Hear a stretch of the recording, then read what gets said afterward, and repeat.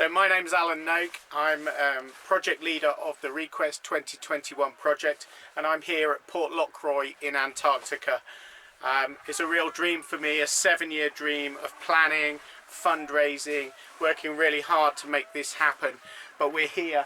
I never believed we'd actually make it with all the things against us of COVID and some of the difficult issues that we've had getting here.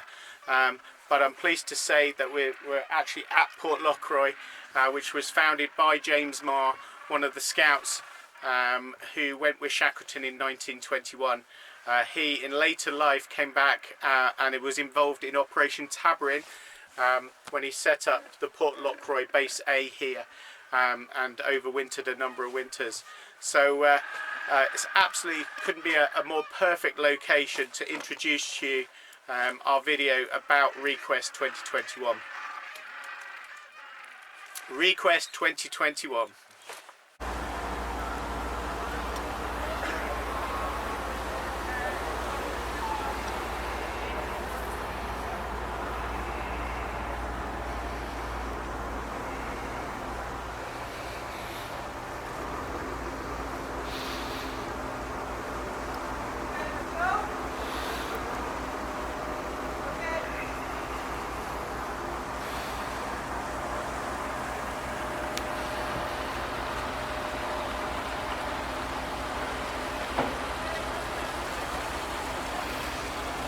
That's it, guys, we're underway. Woo.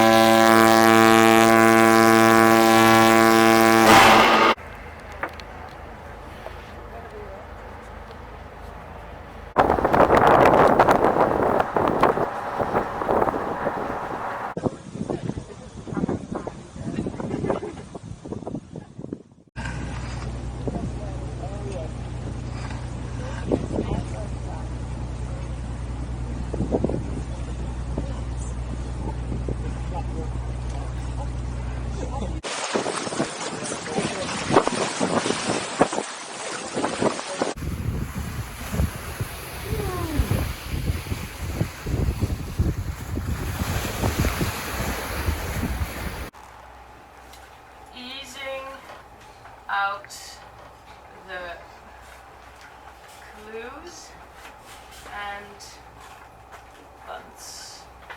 So again, easing out when the weather is okay. You can also cast them off, but that will be set by the person who leads the sail setting or the sail taking away. And once your yard is up, you're gonna want to stretch the sheets.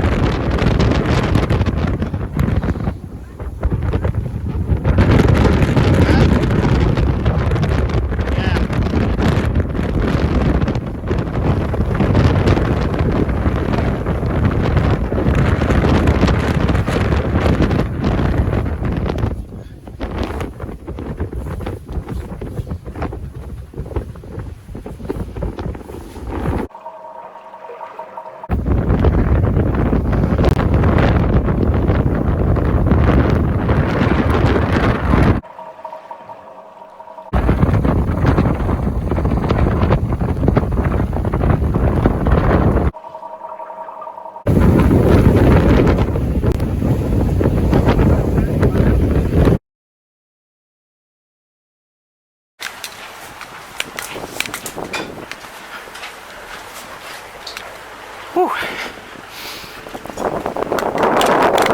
Okay, so I'm out on deck. Sam's ARGO float is making its way up the stairs, and really want to capture the moment when we launch it. There we go. So it's like a green cylinder with a white box on top, and then it's got a sort of device on top which obviously sends back signals, takes samples, and we're going to be launching that over the side shortly. It's quite exciting.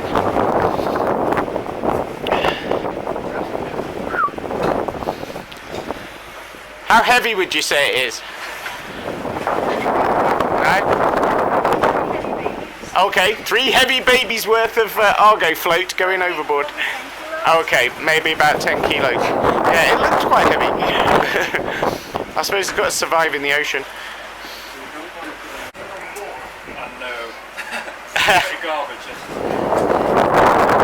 Can you turn it around so I can view what's written on it? Is it NKE? What's that? Oh yeah. NKE Instruments. Or do that here. Okay. You've got netting up the side of the main deck? Yeah, we're going to put it up a little bit so we can open the doors and drop it closer. Drop it through. Yeah, it's going to be easier and probably better than throw it through here. Do you want to go through? Okay, ARGO float going on tour.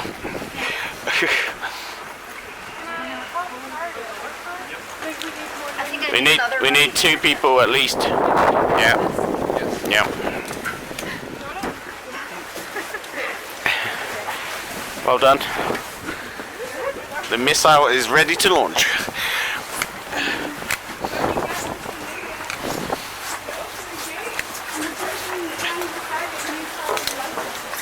Okay, so we're making our way down to the main deck where we're actually going to launch the float. But they have to prime it by pouring some liquid in, pouring some water in. Ooh. Okay. So I've got quite a good position to record from.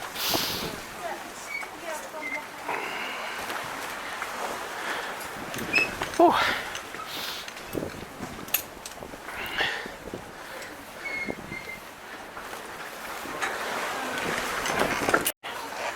Removing some plastic connectors from the top. And Sam's going to keep those as a souvenir, I can tell. And they're now pouring in some water, which I assume sort of helps prime the device. Okay.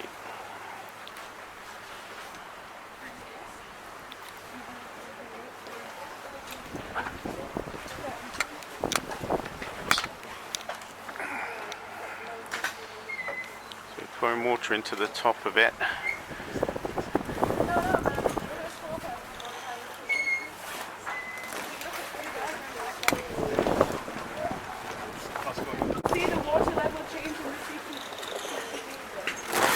Okay, so we've had 5 pump activations, and then the water level should change in the top, and presumably the thing is then going to be primed. Anything happening, Sam? Yeah. Change in level? Yeah. Okay, good. And it's going to do a full auto test, and then after that there's going to be a buzzer. So Sam's just undoing the ropes that are holding the ARGO float steady. We've got the gate open, and he's ready to deploy the float. It seems to have done all its tests. Here we go. Do you want to move your foot onto that stick? Okay, so Sam's moved his clip over, so he's right near the edge now, and he's got the ARGO float, and he's going to drop it over.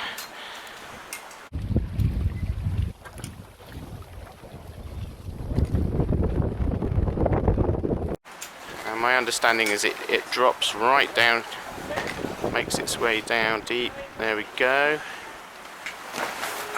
And it's launched. Woo! Goodbye ARGO float, we'll see you online.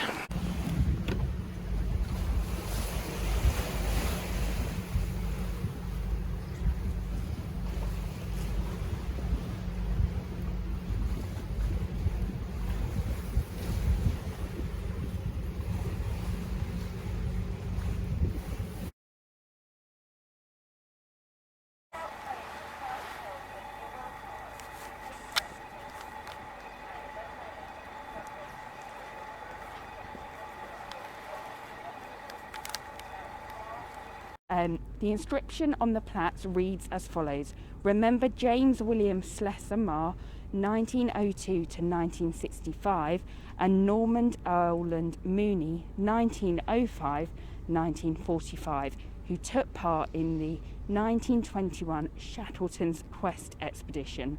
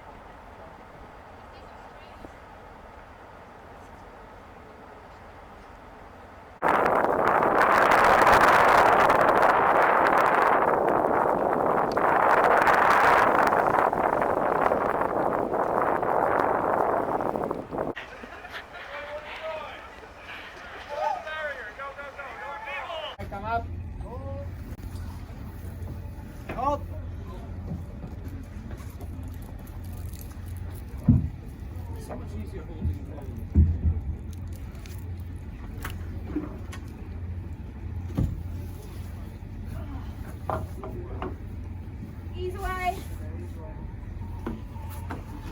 Darcey, can you undo the line on the top of the net, please? Darcey, I know you're seated, but Sam said it's I don't recollect it. Yeah. Oh, is that not That's our captain who was me.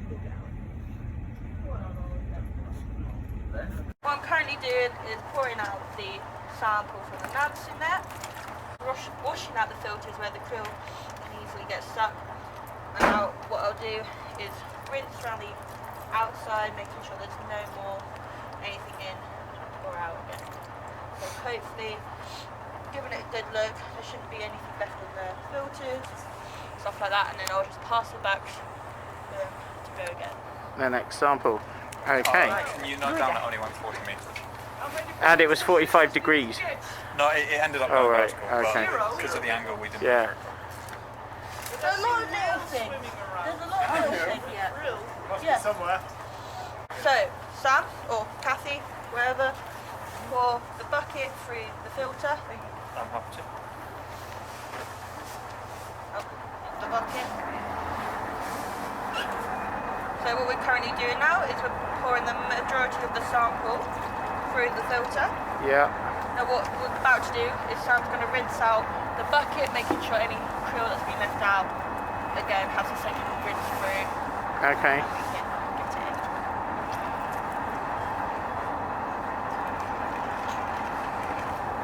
And that's done with seawater. And this is all done with seawater, yes. Yeah.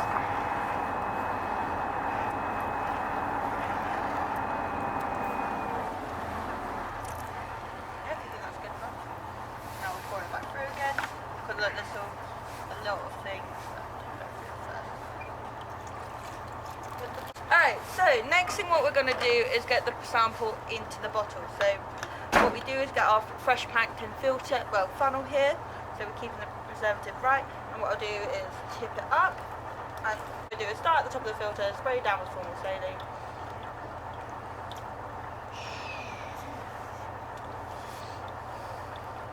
Making sure that all of the filth is out of it.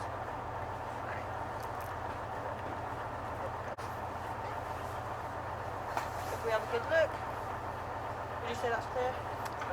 No? And then we'll carry on.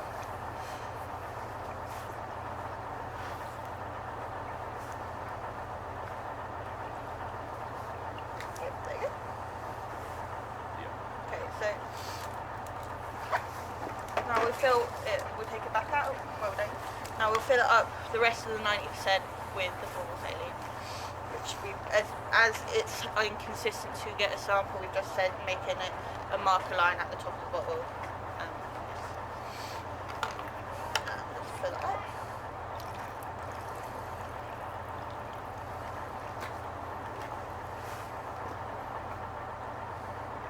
And there we go. and that sample is finished, ready off to go get labelled.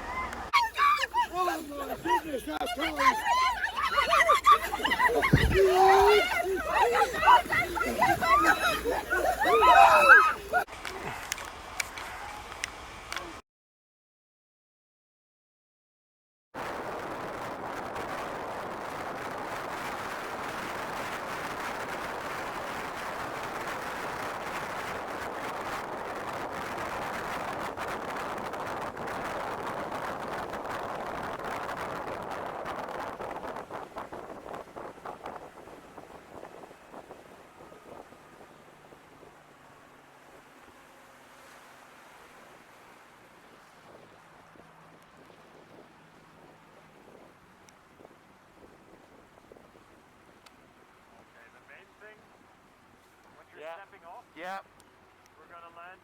It's a very easy landing, quite dry. yeah.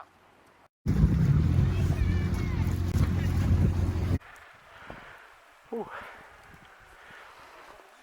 So I can sort of do a full 360 on Everyone video. look this way. Everyone look this way. Ooh. So I'm here with the Gentoo penguins of Port Lockroy, and they've got some little baby chicks, so it's a fantastic time to actually visit and see some of the small penguin chicks with the Gentoos here at Port Lockroy.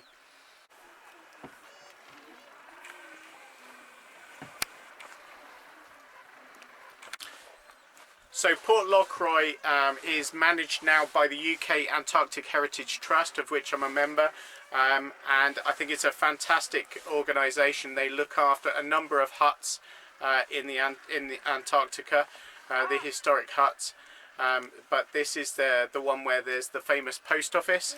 We've arranged for some postcards to be sent back to sponsors and friends and family from Port Lockroy, so those should be arriving during January or February 2022. So this is the commemorative plaque that was carved by stonemason Mark Brooks in Canterbury. Mark, your plaque made it to Antarctica, and I'm here with the penguins.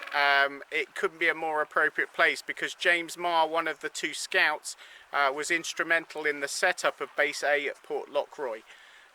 So he was here during the Second World War.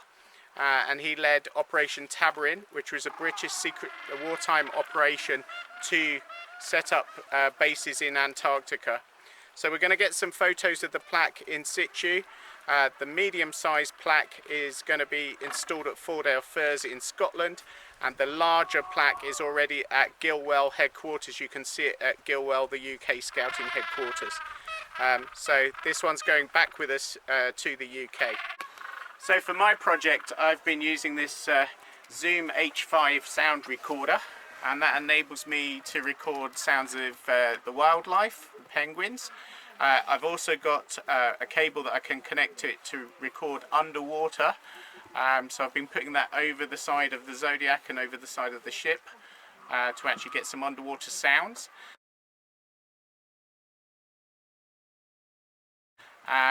I've been interviewing members of the crew and fellow passengers, so it really has been sort of all about sound for me, so that's my project. Where are we today and what have you been recording today? So today we're at Port Lockroy, which is an absolute dream for me to be at Port Lockroy. I've dreamed of being at this place for many years, and to actually be here with the penguins. And this is Base A, this is the Base A hut, and you can walk around the hut and you can see the rooms are laid out sort of respectfully as to how they used to live. So you can see their clothing, you can see the bedding, you can see the tins in the kitchen and the sort of food that they had. So really enjoyed just sort of wandering around the hut and finding out about the place.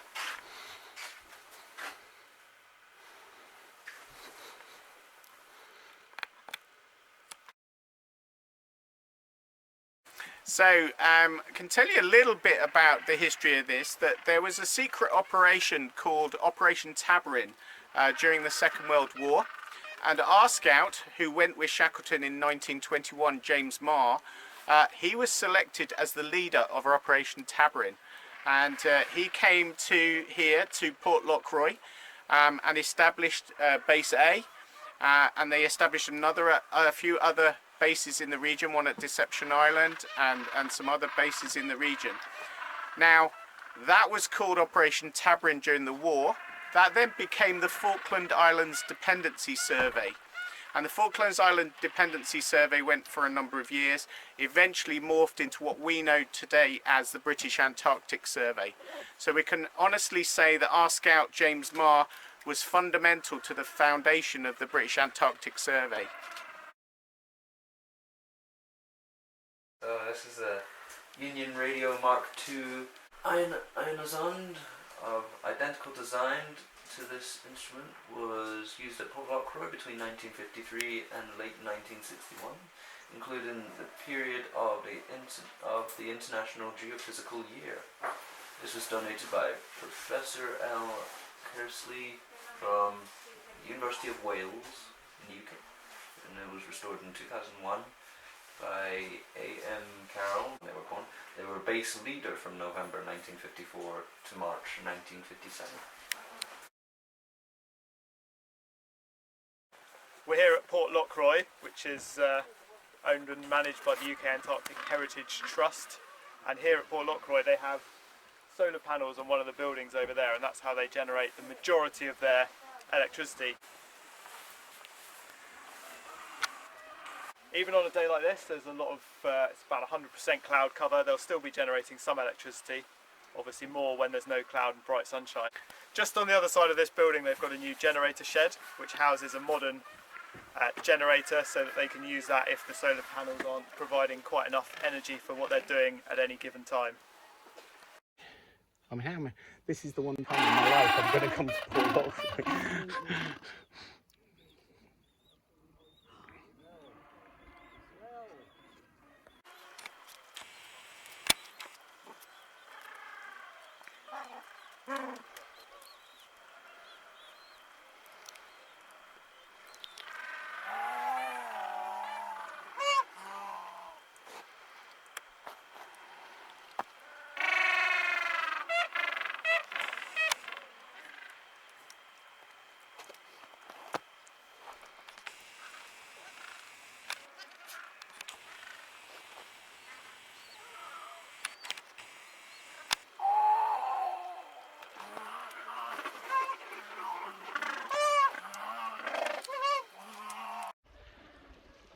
So, just leaving Port Lockroy, what an amazing experience. It's just been absolutely brilliant to be wandering around the hut where James Marr worked, and just finding out all about the place. So I couldn't be happier. Really, dream come true.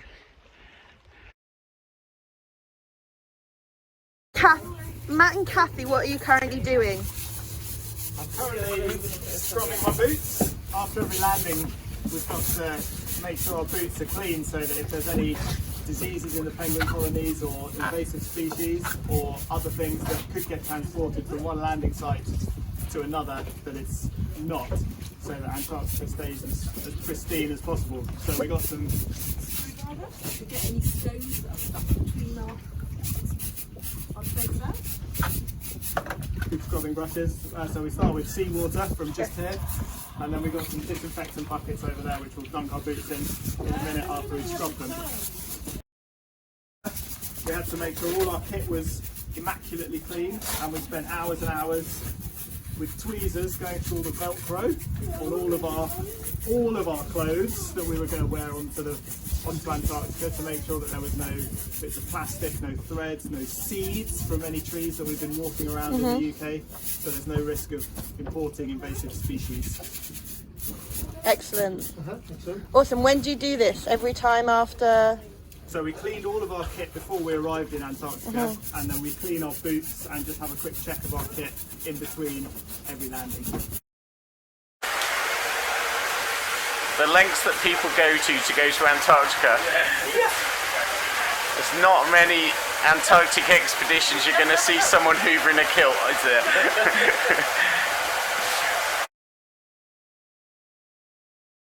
During our trip, we've been where we've been going. I've been kind of capturing little moments of the trip in watercolour.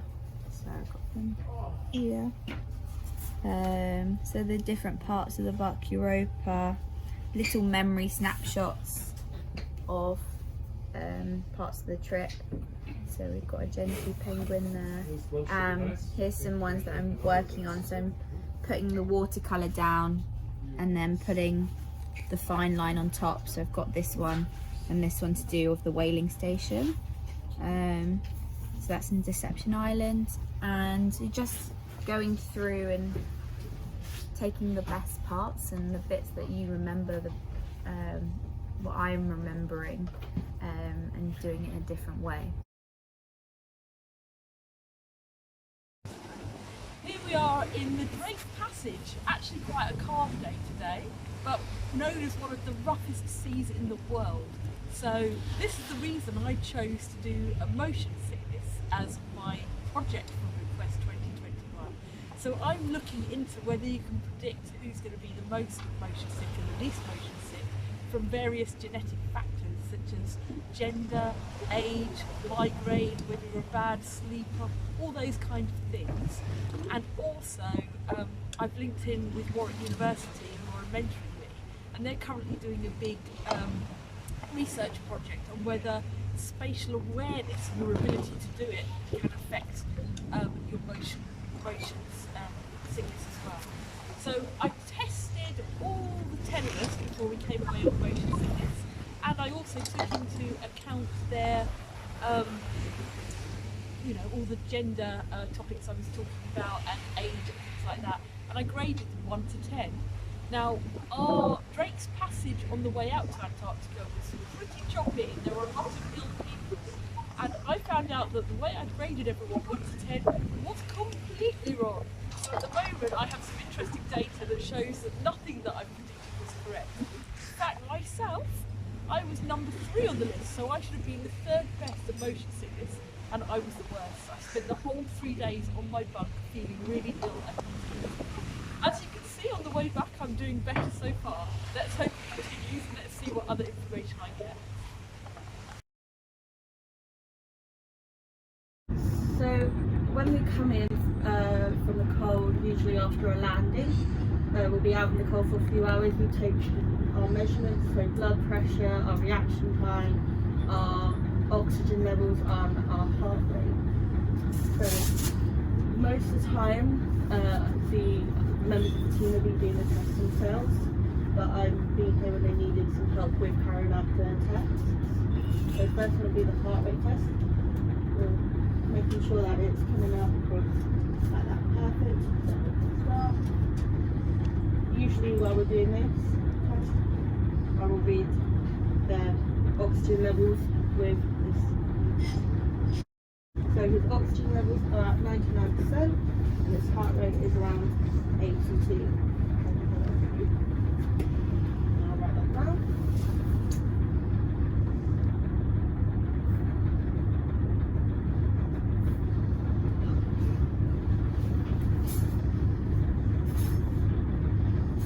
And it's being 1 degree outside, so we'll put down the temperature as 10 C.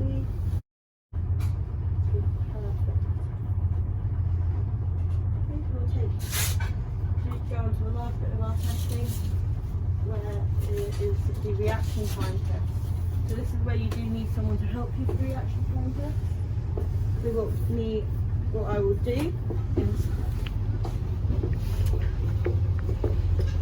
I will hold out the ruler, seeing where it is accurately on comparison to his fingers. I'm going to drop it, but I'm not going to tell him when I'm going to drop it, and his point of catching it is his reaction time. So the difference between where he starts and his reaction time. So he started Not very good today. started at 2 and he finished at 34, so his reaction time was 30 centimetres. So my project is about climate change education, particularly for young people and particularly in relation to Antarctica and the causes and effects of climate change in Antarctica. On the voyage itself, I've actually learned lots of really interesting things about climate change by speaking to the crew that work on the Bark Europa, the tool ship that we've been sailing on. A few of the things they've said that really resonated with me were things like the Drake's Passage, which was the area of ocean that we had to sail over to get to the peninsula. One of the crew members said that it has become noticeably less stormy in the last few years, and he attributes this to climatic changes. Also, one of our guides, Sarah, she said that there's this red snow algae that lives under the top layer of snow, and with climate change it's likely that more of the snow will melt and reveal this layer of red algae. So kind of as the next few years progress, it's likely that more of the snow in Antarctica will start to look more red, almost as if the snow is bleeding, which is quite a dramatic metaphor. And finally, our third guide actually, Beth, was showing us today a tidal glacier, which is a glacier that sticks out over the land on top of the ocean. She was saying that these glaciers, they've seen them each year they come to Antarctica, they've seen them recede and get closer and closer to the land. These glaciers are the most susceptible to climate change because they're touching the ocean water, and that is heating up and causing it to melt faster than glaciers that are just on land. So yeah, it's been really interesting being in Antarctica itself and seeing some of the changes firsthand. It's also really showed me how important it is to protect places like this because they are so exceptional and so stunning, and when they're some of the most vulnerable places on the planet, it really makes you think about the actions that you take and how you can help to protect them.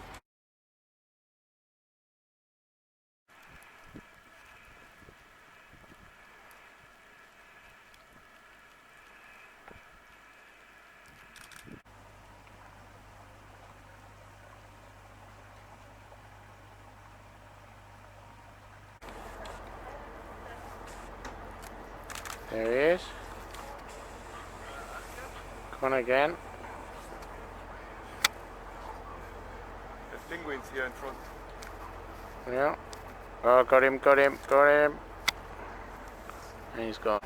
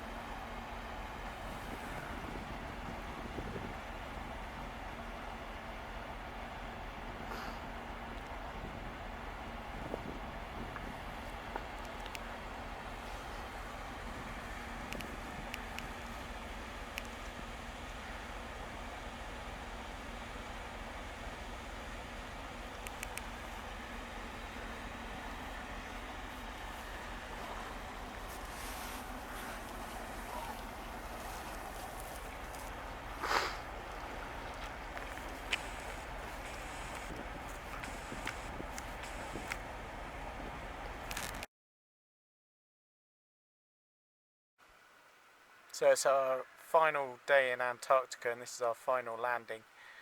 I'm just sitting here on the beach, just taking in these dramatic landscapes with glaciers.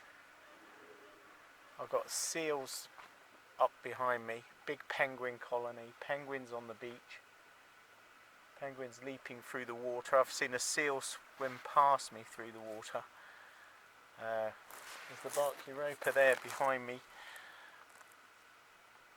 and it's so still, so beautiful. Really has been a special place. This just feels like the best national park in the world, and we need to keep this place for mankind. It shouldn't be owned by anybody. I will fully support the Antarctic Treaty. I don't think any country should have claims on Antarctica. Really proud of the team. They've really worked hard to do their projects and enjoy the whole experience. And I hope that each of them goes back and shares something about this experience with other younger people, inspire them to follow their dreams.